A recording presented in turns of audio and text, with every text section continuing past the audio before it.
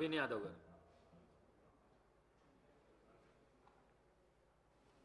Speaker గారికి, deputy speaker గారికి, గౌరవ ముఖ్యమంత్రి గారికి, మంత్రులకు, గౌరవ మంత్రులకు, సభ్యులకు, అధికారులందరూ కూడా నమస్కారం.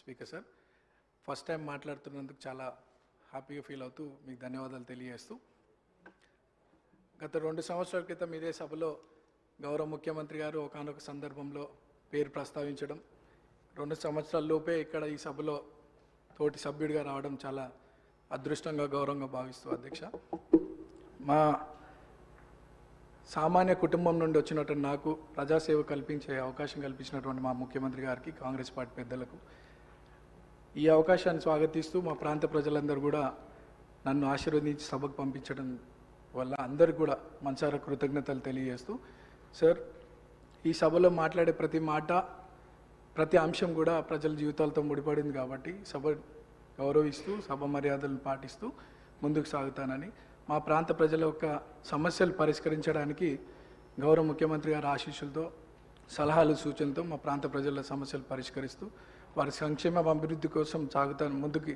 అదే నా లక్ష్యంగా పెట్టుకొని ముందుకు సాగుతానని. అట్లానే మా ప్రాంతంలో కృష్ణానగర్ అనే ఒక ఏరియా ఉంది సార్, దాదాపు 30-40 సంవత్సరాల నుండి అక్కడ వర్షాకాలంలో చాలా వర్షం వల్ల చాలా ఇబ్బందులకు గురవుతున్నారు ప్రజలు.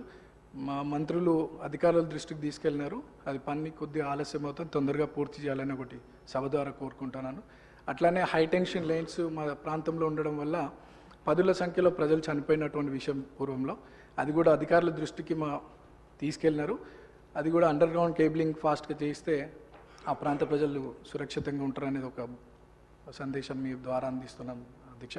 అండ్ చాలామంది పిల్లలు కూడా అక్కడ చదువుకొని 10th తర్వాత ఫైనాన్షియల్ ప్రాబ్లం వల్ల చదువుకోలేని పరిస్థితి. సో అక్కడ ఒక ఇంటర్మీడియట్ అండ్ డిగ్రీ కాలేజ్ కూడా వస్తే బాగుంటుందని ఒక అభిప్రాయం తెలియజేస్తూ, నాకు ఈ అవకాశం ఇచ్చినటువంటి మీకు థ్యాంక్స్.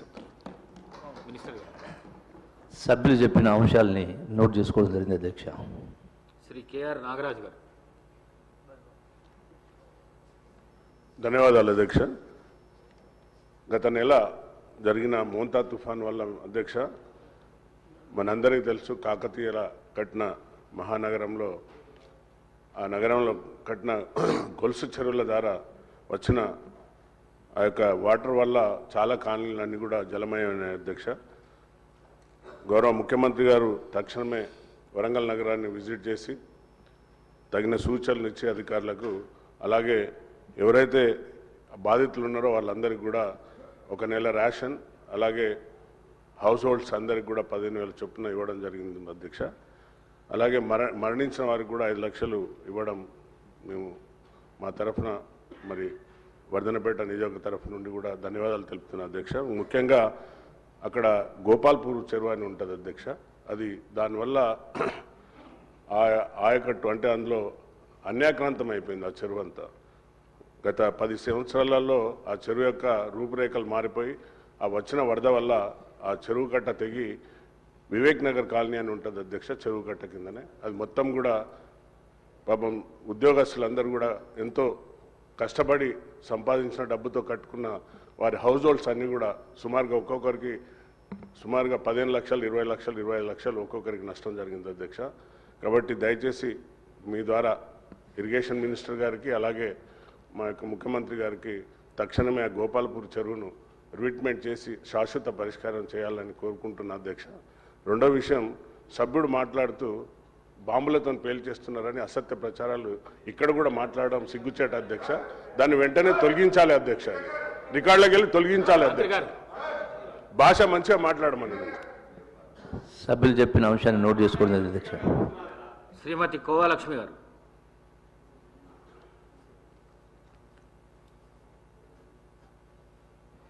అధ్యక్ష నమస్కారం. మీకు ఈరోజు ఏదైతే మన అసెంబ్లీ ఈరోజు మరి మాట్లాడడానికి అవకాశం ఇచ్చినందుకు మీకు ప్రత్యేక ధన్యవాదాలు అధ్యక్ష. మరి మా కొమరంభీం జిల్లా ఆసిఫాబాద్ కాన్స్టిట్యుయెన్సీ మొత్తం కూడా ఆదివాసీ ప్రాంతం ఎక్కువ ఉంది. మొత్తం కూడా నా నియోజకవర్గంలో 10 మండలాలు ఉన్నాయి అధ్యక్ష. ఇప్పటి వరకు మరి కాంగ్రెస్ ప్రభుత్వం వచ్చి ఇప్పటి వరకు మరి 2.5 సంవత్సరాలు అయినా కూడా మరి మెయిన్గా రోడ్ సమస్యలు చాలా ఉన్నాయి అధ్యక్ష. ఏదైతే ఆసిఫాబాద్ నుంచి ఉట్నూరు వరకు రోడ్డు చాలా ఇబ్బందికరమైన పరిస్థితి ఉంది అధ్యక్ష. రోజు యాక్సిడెంట్లు అవుతున్నాయి. మరి గతంలో కూడా మేము మన ఇన్ఛార్జ్ మంత్రి గారు సీతక్క గారు ఉన్నారు, ఆ రోజు కూడా మేము చెప్పడం జరిగింది. మరి ఆ రోడ్డు పూర్తిగా మరి రిన్యువల్ రీబీటీ చేయాలని కూడా మేము చెప్పడం జరిగింది అధ్యక్ష. కానీ ఇప్పటి వరకు ఆ రోడ్డు గురించి అసలు పట్టించుకోవట్లేదు అధ్యక్ష. మీ ద్వారా మేము కోరేది ఏంటంటే అధ్యక్ష, ఇప్పుడు గాదేగూడ మండలి కూడా మరి అక్కడ కూడా బీటీ రిన్యువల్స్ అధ్యక్ష, R&B రోడ్స్ కానివ్వండి, తర్వాత మరి ఏదైతే పంచాయతీరాజ్ రోడ్స్ కానివ్వండి, ఇవి కూడా చాలా చెడిపోయి చాలా అధ్వానంగా పరిస్థితిలో ఉన్నాయి అధ్యక్ష. కనీసం అంబులెన్స్ పోయే పరిస్థితులు కూడా లేవు. ఏదైతే గాదిగూడ మండలం నుంచి కూడా మారుగూడ నుంచి కొలమ్మ వరకు కూడా చాలా ఇబ్బందికర పరిస్థితి ఉంది. ప్రజలు చాలా ఇబ్బంది పడుతున్నారు. కాన్స్టిట్యుయెన్సీ అక్కడ ఏ ఎమ్మెల్యే ఉన్నారని కాదు, అధికార ఎమ్మెల్యేలకు ఒక రకంగా, మరి ప్రతిపక్ష ఎమ్మెల్యేలకు ఒక రకంగా కాదు అధ్యక్ష.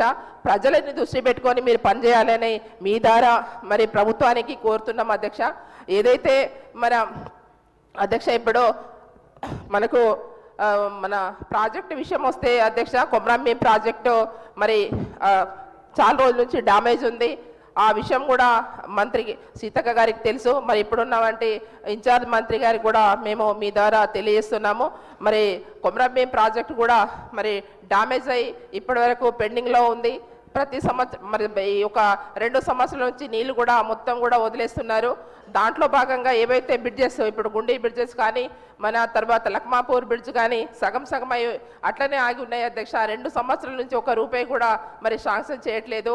తర్వాత ఏదైతే అన్నర్పల్లి బ్రిడ్జ్ కూడా అది కూడా శాంక్షన్ అయి ఉంది అధ్యక్ష. మేము ప్రతిసారి చెప్తున్నాం కానీ మరి ఇక్కడ అసెంబ్లీలో చెప్పినా కూడా మరి పట్టించుకోవట్లేదు అధ్యక్ష. మీ ద్వారా మరి ప్రభుత్వాన్ని కోరుతున్నాము చేయాలని, తక్షణమే తొందరగా ఏవైతే రిన్యువల్స్ బీటీ రిన్యువల్స్ మాత్రం పూర్తిగా చేయాలని మీ ద్వారా కోరుతున్నాం అధ్యక్ష. ఏదైతే మన గిరిజన ఆశ్రమ పాఠశాలలో పనిచేస్తున్నామంటే మరి సిఆర్టీల సమస్య వాళ్ళకు టైం స్కేల్ ఇవ్వాలని మరి వాళ్ళు కోరుతున్నారు అధ్యక్ష.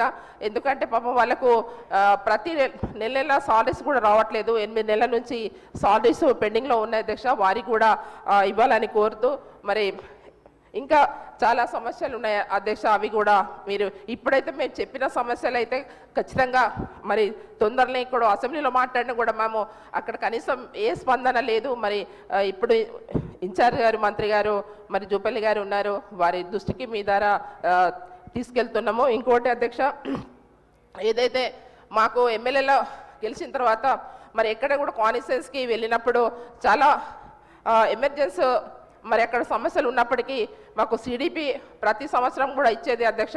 మరి ఇక్కడ ఉన్న ఎమ్మెల్యేస్ అందరూ సభ్యులందరూ కూడా మరి మీరు ఎట్లా ఇస్తారనేది మాకు తెలియదు అధ్యక్ష. గతంలో ఇస్తుండే కాబట్టి ఇప్పుడు కూడా మీరు మరి సిడిపి నిధులు మాకు ఇవ్వాలని మీ ద్వారా మేము ప్రభుత్వాన్ని కోరుతున్నాం అధ్యక్ష. Thank you.